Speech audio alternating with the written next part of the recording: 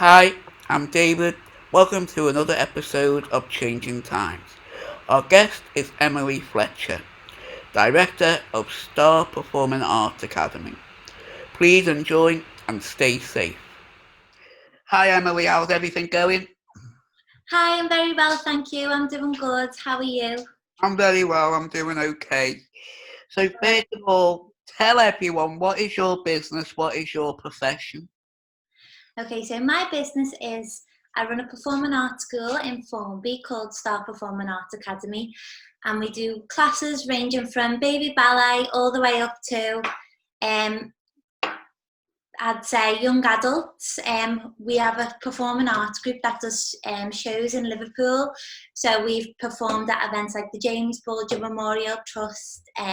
We've performed in Maggie's charity trust as well. So we do a lot of work with charities. Okay. And our performing arts school is just there for a sense of community and just enjoying performing and for children somewhere to come and share their passion, really, yeah. So obviously with all the pandemic and lockdown and everything, it's affected you and the dance school a lot. So can you tell us more about that? So I think it was the week before the lockdown, there was talk about it because I actually run my performing arts school from Formby Pool. So we used the studio in Formby Pool, and they were just obviously like giving a little warning that maybe we might have to shut because they're obviously in the community as well. So it's council run. So we had the sort of all clear that it was going to be starting and everywhere needed to shut and things. So just before we were about to shut, I went to the studio and I got a load of footage. So I done like loads of dance classes and things like that. So when we were in the lockdown, I could post things for the children to do and any tips that I could help them with at home.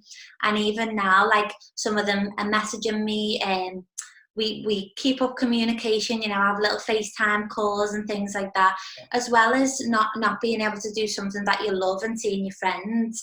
It's all also about like your well-being as well, because not seeing your friends can like affect you in little ways, and sure, sometimes just a little phone call from your dance teacher or friends can help. Mm. So have you been able to adapt? Obviously, like you said, you kind of preempted and recorded a lot of stuff the week of. So have you been able to adapt how you send out lessons, teaching, or go lives and stuff? Yeah, sure. So what I've done, as well as all the classes, I've been putting them on YouTube. So as well as my dance school, anyone else can see them if they want to join in and do them as well.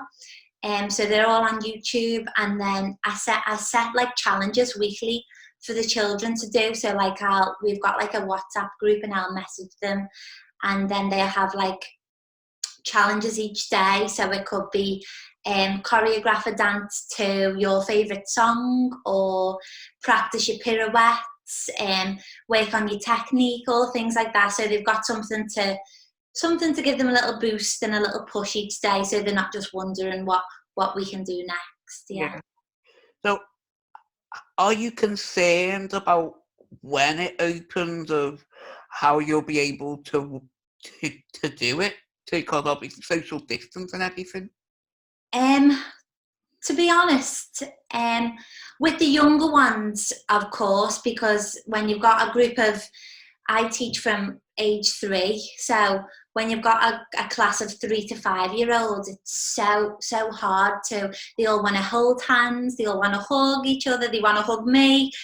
It's just that I don't think it would be really hard. We'd struggle. Like me, I have an assistant, Jess. She's amazing, and she comes and helps me out on a Saturday. And it'd be hard between the both of us to obviously stop that natural contact as well. I was speaking about this to someone the other day, saying it's going to be hard for children going back to school, especially that age, because this is something that's going to stick with them. And if we're telling them to, you can't go too close, or you can't hug your friend, or you can't hold hands, are they going to grow up with like maybe thinking, oh no, we can't Yeah. go near anyone.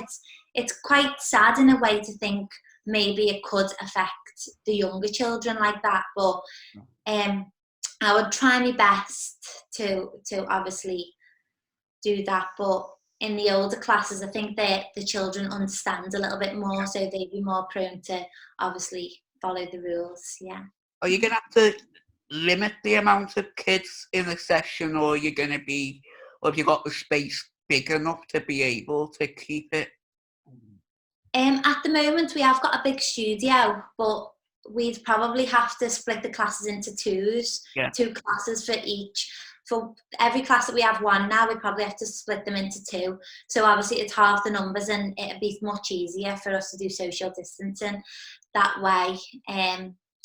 But yeah, obviously, like anything, you just have to change and adapt to things, especially with the times changing and everything. There's not much else we can do other than to follow the rules and keep our businesses going, if that's what we have to do. We certainly do. So how was the online activity and videos been for you? How has it been received? Oh, I've had loads of positive feedback. So when I've been sending the videos and putting things on YouTube, I've had loads of little clips and videos back off parents of like the children performing, dancing along with me on the screen, and it's just so like warm and comforting. I can almost get a sense of why I do my job anyway, is to obviously for the children to teach them, but as well to be a role model and to have someone to look up to. Because I know when I was young and I first went to dance school, my dance teacher was like, oh wow, she was amazing. And it wasn't just a dance class that I went to, it was a sense of sort of like escapism, you know, and it was a happy place for me. So when children see on the TV screens or on the computer screens, and they're with them, it'll be a nice warm feeling, and I get back obviously a lot when I see the video of the children performing and things. Yeah. So do you feel when we go to the new normal, as everyone keeps saying, that you might continue the online stuff? Oh, of course. I think there's definitely space now, because obviously the future's coming, and lately everything's all about online things. Just before Christmas, I actually decided to do like a YouTube channel for the dance school. We never got round to doing it because I wanted to make sure that we had all the right equipment, you know, and I didn't just want to film it on my phone. I wanted to make sure that it was the best quality for the dance school. But this is something that I'll definitely be doing when we go back. We're going to have like a YouTube channel, sort of make it like a little bit of fun for the children as well, and get their personalities across, and it'll be good for them to do and focus on as well. That's amazing. So when did you start the dance studio? What was the point of, I want my own dance studio? Yeah. Well, to be honest, it started when I just had my little boy, really, because before I'd had my little boy Lucian, I was only young when I had him, and I was still eager to perform and go out and dance and sing and be in shows and things like that. And because I just had this little baby, I thought, I can't really travel now. So what else can I do? Which is I still love to do, and I would hopefully like to build it as my career. And obviously giving back is what I like to do. So I thought, what better way than to open a dance school, performing arts school. So slowly but surely I had to build it up. I had a normal job in a retail shop first, got some savings behind me, looked at the odd small spaces. Some of them weren't so good. It's all about like taking the right opportunity to get the right space. And when we moved down to Formby, it was a fresh new feeling. It was great. I had loads of good energy, and I just thought, why not do it? And I used to work in Range High School as a supply teacher, and they were just opening a brand new dance studio. So I asked them if I could open my performing arts school there first, and they said yes, which I was absolutely over the moon about. So it started there, I think it was 2018, and then gradually we built higher and higher, and I got a few contacts, obviously being around the people in Formby, and now we are in our home in Formby Pool, which is amazing, and it's right in the centre of Formby Village, so it's really good for business. That's amazing. So, are you concerned at all with the studio being able to pick up where you unfortunately had to leave before the lockdown?